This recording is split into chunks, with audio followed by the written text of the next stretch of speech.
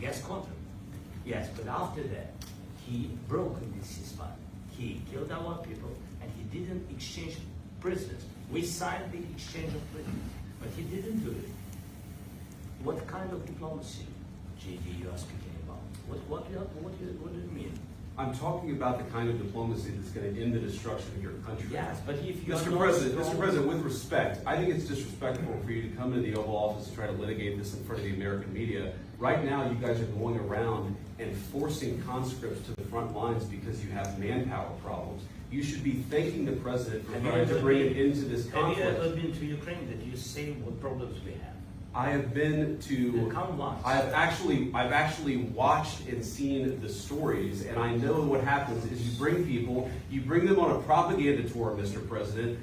Do you disagree that you've had problems bringing people in your military? And do you think that it's respectful to come to the Oval Office of the United States of America and attack the administration that is trying to prevent the destruction of your country? A lot of questions. Let's start from the beginning. Sure. First of all, during the war, everybody has problems. Even you, but you have nice ocean and don't feel now, but you will feel it in the future. God bless. You don't know that. God bless. You don't God know bless. that. You will not have a war. Don't tell us what we're going to feel. We're trying to solve a problem. Don't tell us what we're going to feel. I'm not telling you. Because I'm you're in no answering position your to question. dictate that. That's exactly what Remember you're that. doing. You're in no position to dictate what we're going to feel. We're going to feel very good. We're going to feel very good and very strong. You will feel influence. You're right now not in a very good position. You've allowed yourself to be in a very bad position, and he happens to be right about it. From the very beginning of the war. You're not in a good position. You don't have the cards right now. With us, you start having cards. But right now, you don't. Yeah, you're playing cards. You're playing cards. You're gambling with the lives of millions of people. You're gambling with World War III. You're gambling with World War III.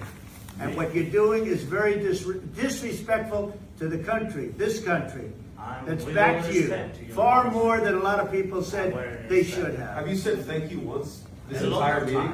No, in this entire meeting, you said thank you. You went to Pennsylvania and campaigned for the opposition in October. Offer some words of appreciation for the United States of America and the president who's trying to save your country. Please, you think that if you will speak very loudly about the war, He's not speaking loudly. He's not speaking loudly. Your country is in big trouble. Wait a minute. No, you've done a lot of talking. Your country is in big trouble. I know. You're not winning. You're not winning this. You have a damn good chance of coming out okay because of us. Mr. President, we are staying in our country, staying strong from the very beginning of the war. We've been alone. And we are thankful. I said thanks. You haven't been alone. You haven't been alone. We gave you, through this stupid president, $350 billion. We gave you military equipment, and your men are brave, but they had to use our military. If you didn't have our military equipment, this war would have been over in 2 weeks. In 3 days, I heard it from Putin. In 3 days. This is something maybe less. In 2 weeks, of course, yes. It's going to be a very hard thing to do business like this. Again, just say thank you. I said a lot of times to American people. Accept that there are disagreements, and let's go litigate those disagreements rather than trying to fight it out in the American media when you're wrong. We know that you're wrong. But you see, I think it's good for the American people to see what's going on. I understand. I think it's very important. That's why I kept this going so long. You have to be thankful. You don't have the cards. You're buried there. Your people are dying. You're running low on soldiers. Listen, you're running low on soldiers. It would be a damn good thing.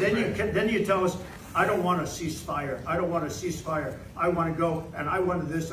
Look, if you could get a ceasefire right now, I tell you, you take it so the bullets stop flying and your men stop getting killed. Of course, we want to stop the war. But you're saying you don't want a ceasefire? I want a ceasefire because you'll get a ceasefire faster than an agreement. Ask our people about a ceasefire, what they think. That wasn't with me. That wasn't with me.